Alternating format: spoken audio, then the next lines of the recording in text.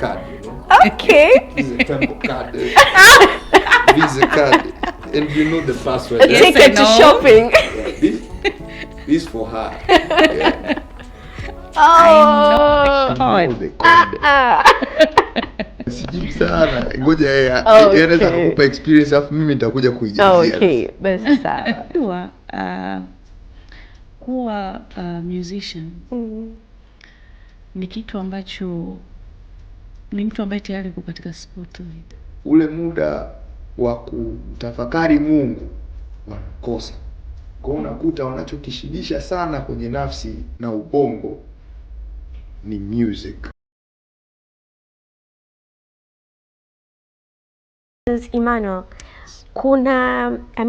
kuna DMs au messages ambazo uliziona kwa mwenzako na zilikukwaza actually ukizingatia kwamba he's on a spotlight?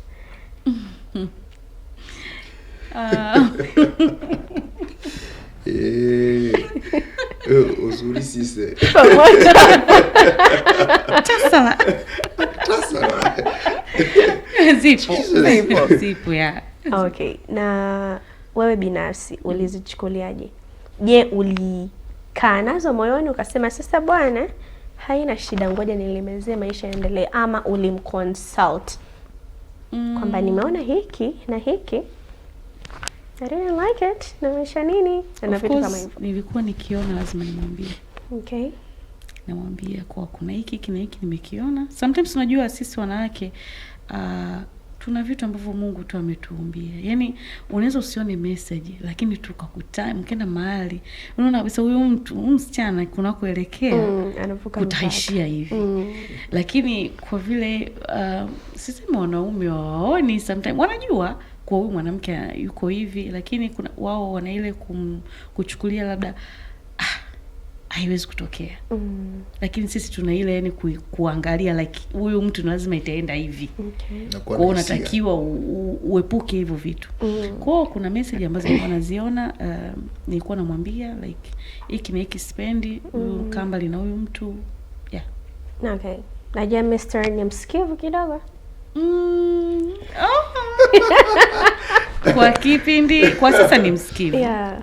Kwa sasa of course sijaona. Yeah, ilikuwa ni zamani. Kwa sasa siangalii.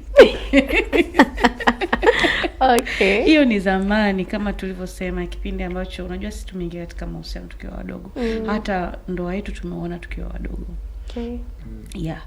Kwa hiyo kwa kipindi hicho akili inakuwa haijapevuka kiasi hicho, hata zile hekima za kiutu uzima unakuwa hauna. Yeah. Kwa hiyo kuna zile yani unakasirika, unaongea, mnagombana, ila inakuja tu inakaa sawa. Ila kwa sasa sina mpango wa kuangalia simu yake na sijaona. Na hata kama zipo atajua na yeye na Mungu. Zingatia sijaona na sina mpango. Zingatia sina mpango na sijaona. That's a point to pin kabisa. Ishi na hapo. Sijaona na sina mpango. Wa kuona. Mpango unaendeleaga wa kuona. Hata usitaki. Safi sana. Mr. Emmanuel. Yes.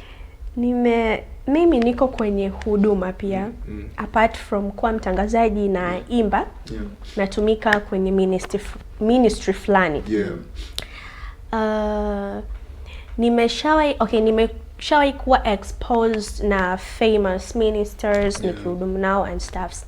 And I have heard a lot kuhusu wanamuziki. Wanamuziki na mahusiano. Hivi unahisi tatizo huwa linaanzia wapi? Ngoja kwanza, niko na mke wangu hapa na experience sana na mimi. Mimi naomba nisijibu sana. Ngoja yeye anaweza kukupa experience afu mimi nitakuja kuijazia. Okay, basi sawa. Karibu. Siwezi nikakupa experience hivyo kwa sababu kwanza mimi sio musician. Ila nimekaa nao. Unajua kuwa musician ni kitu ambacho ni mtu ambaye tayari yuko katika spotlight. Yaani unavyosimama pale juu, huku chini kuna watu wanatamani kuwa karibu na wewe. Na hile huwapelekea musician kujiona like mimi ni wa thamani, mtu yote anaweza nikawa naye muda wote, saa yoyote. Muda mwingine anakuwa mtu hataki maybe kuwa katika mahusiano na watu wawili au watatu kwa muda mmoja. Lakini inampelekea kwa sababu akiangalia kuwa okay, nimeamua kuwa na mdada. Kuna wadada kibao huko nje ambao wana sifa zaidi ya huyu ambaye niko naye. Wananitaka au wameni offer vitu hivi vina hivi. Kwa mtu ambaye akili yake bado haijakomaa, anapelekeshwa na fame, ni lazima tu atafuata hao wadada. Okay. Na ndio maana ku date musician unahitaji kwanza uwe na Roho Mtakatifu. Yaani wewe umejazwa, uwe mtu wa maombi. Yaani hiyo ni lazima. That's the point. Uwe mvumilivu. Kwanza ujue unaingia katika sehemu gani. Yes. Umeamua ku date musician, kubali. Kwa kuna vitu fulani. Muda mwingine maskini hata hana hayo mawazo, lakini unaona kabisa kuna wanawake wanaweka mazingira. Yes. So ni kumwombea sana naye mwenyewe kujitambua kuwa mimi nimeamua kuwa na fulani. Kuwa mwazi kwa mwenzie, kwa sababu kuna vitu vingine huwezi wewe kuvishinda. Ila mkiwa mnashirikishana wote wawili, like kuna hiki nifanyeje? Kuna huyu mtu ananisumbua hapa nifanyeje? Mnajua wawili namna ya kuhandle hicho kitu. Kwa hiyo ni kitu ambacho kipo, it's hard to deal with it kama hauna Roho Mtakatifu, haupo karibu na Mungu. Yani it's very hard. Okay. Yani ukiingia kichwa ni utaishia pabaya.